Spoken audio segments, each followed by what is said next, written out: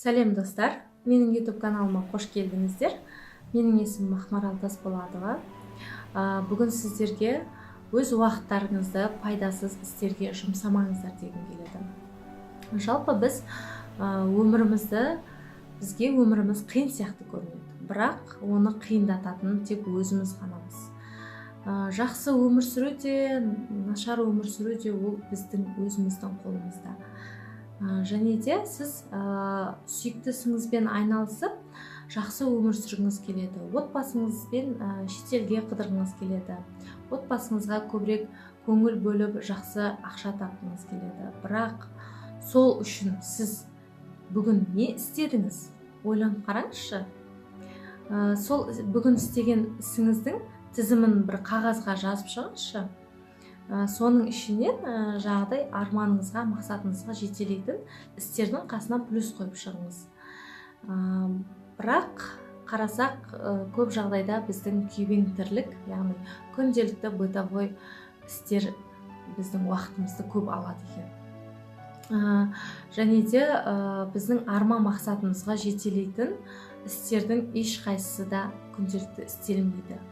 Ойлап қараңызшы, өзіңізге сұрақ қойыңызшы, мен арманыма жету үшін бүгін не істедім деген.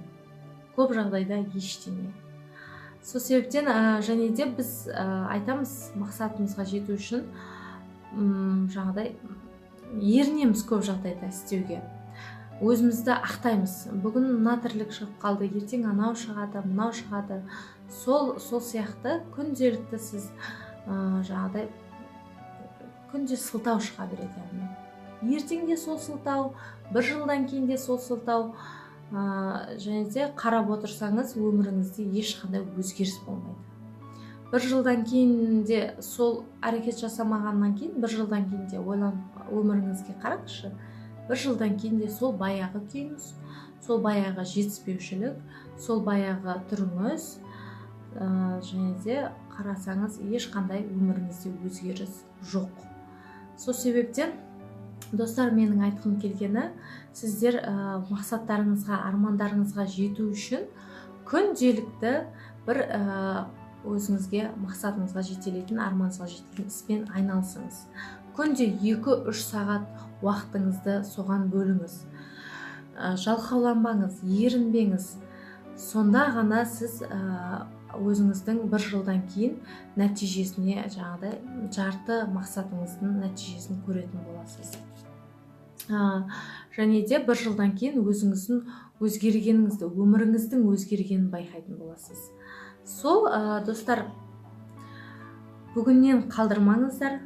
Арман мақсаттарыңыз болса, ертеңге қалдырмай, бүгіннен бастап армандарыңызды, мақсаттарыңызды жазып, жоспар құрып, сол жоспар бойынша күнде 2-3 сағат уақытыңызды бөліп жұмыс істеп отырып, алға жылжып отырсаңыз, онда белгілі бір уақыттан кейін сіз нәтижеге міндетті түрде жететін боласыз.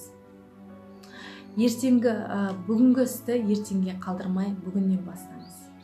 Міне, достар, осы видео сіздерге пайдалы болса, онда менің каналыма жазылып, видеоға лайк басуды ұмытпаңыздар.